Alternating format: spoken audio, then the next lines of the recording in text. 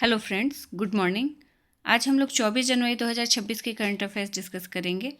आज के सेट में टोटल 6 टॉपिक्स हैं, जिसमें पहला टॉपिक जो है वो बैडमिंटन खिलाड़ी साइना नेहवाल से संबंधित है। तो भारतीय बैडमिंटन की एक प्रसिद्ध खिलाड़ी हैं ये, और इन्होंने भी हाल ही में आधिकारिक रूप से बैडमिंटन से संन्यास की घोषणा की है। वो पिछले लगभग 2 वर्षों से गंभीर घुटने की चोट और विशेष रूप से कार्टिलेज डिजेनरेशन और आर्थराइटिस के कारण खेल नहीं पा रही थी। ये दोनों वजह से वो सक्रिय नहीं थी खेल में, इसलिए अब उन्होंने संन्यास की घोषणा की है। नेक्स्ट टॉपिक है अटल पेंशन योजना से संबंधित। तो अभी प्रधानमंत्री मोदी की अध्यक्षता में केंद्रीय मंत्रिमंडल ने अटल पेंशन योजना को 2030-31 तक जारी रखने और सरकारी वित्तीय सहयोग बढ़ाने को स्वीकृति दे दी है।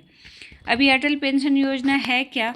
तो ये एक कम आय वाले श्रमिकों के लिए सामाजिक सुरक्षा पेंशन योजना है, जिसकी शुरुआत 9 मई 2015 को हुई थी।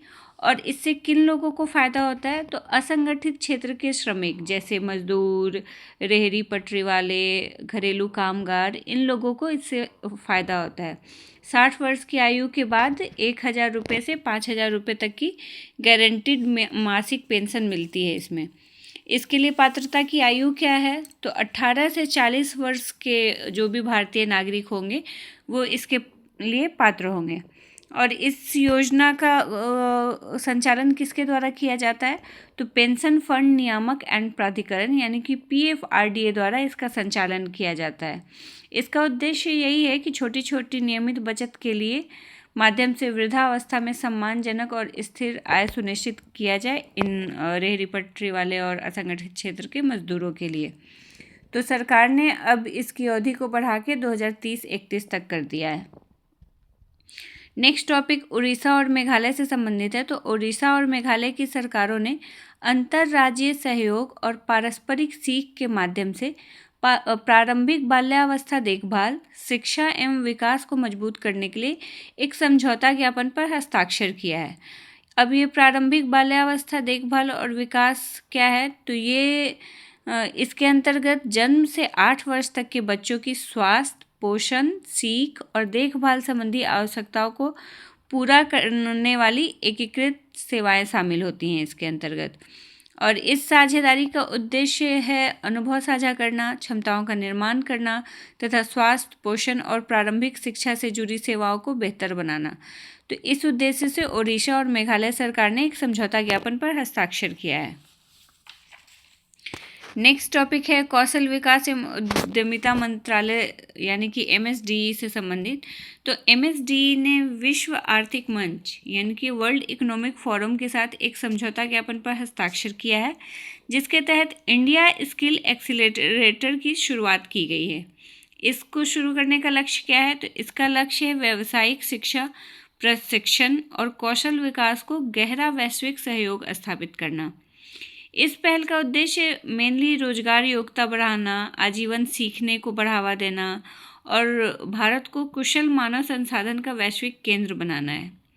इस साझेदारी में भविष्य के कार्यक्षेत्र पर विशेष जोर दिया गया है, जैसे आर्टिफिशियल इंटेलिजेंस, रोबोटिक्स, हरित ऊर्जा, साइबर सुरक्षा और उन्नत विनिर्माण, इन सारे क्षेत्रों पर विशेष जोर दिया गया है। और इसका कार्यान्वयन कैसे होगा? तो इसका कार्यान्वयन एक संरचित गवर्नेंस फ्रेमवर्क तैयार किया जाएगा इसके कार्यान्वयन के लिए, जिसमें सरकार और निजी क्षेत्र के सह अध्यक्ष होंगे और वर्ल्ड इकोनॉमिक फोरम इसमें सहयोग प्रदान करेगा। तो वर्ल्ड इकोनॉमिक फोरम उद्यमिता मंत्रालय के साथ, कौशल विकास एवं उद्यमिता मंत्रालय के साथ एक समझौता ज्ञापन पर हस्ताक्षर किया है। नेक्स्ट टॉपिक देख लेते हैं। तो नेक्स्ट टॉपिक एक किताब से संबंधित है।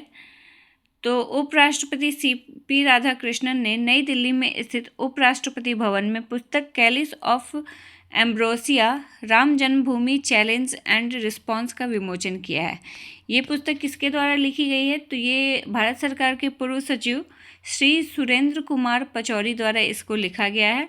और इस पुस्तक में भगवान श्री राम के जन्म स्थान की पुनर्प्राप्ति की लंबी और कठिन यात्रा को स्पष्ट रूप से सामने रखा गया है।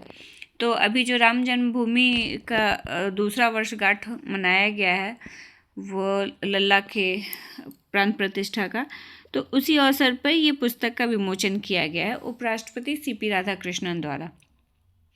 नेक्स्ट और लास्ट टॉपिक है पराक्रम दिवस से संबंधित। तो ये कब मनाया जाता है? तो ये 23 जनवरी को मनाया जाता है और ये भारत के महान स्वतंत्रता सेनानी नेताजी सुभाष चंद्र बोस के जन्म दिवस की स्मृति में उनको सम्मान देने के लिए मनाया जाता है। सुभाष चंद्र बोस का जन्म 23 जनवरी 1897 को कटक, ओडिशा में हुआ था और भारत सरकार ने 19 जनवरी 2021 को नेताजी की 125वीं जयंती के अवसर पर 23 जनवरी को पराक्रम दिवस घोषित किया था। सुभाष चंद्र बोस के बारे में देख लेते हैं। तो वो 2 बार कांग्रेस की अध्यक्षता किए हैं। कब कब? एक 1938 में और दूसरा 1939 में। इसके साथ ही उन्होंने फॉरवर्ड ब्लॉक की भी स्थापना की थी। दिल्ली चलो नारा अगर पूछा जाए कि किसने दिया था तो सुभाष चंद्र बोस।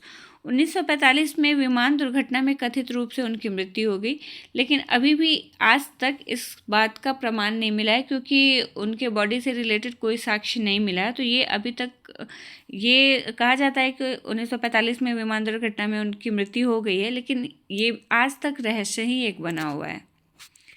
तो ये हमारे आज के टॉपिक्स थे। मिलते हैं नेक्स्ट डे। Thank you.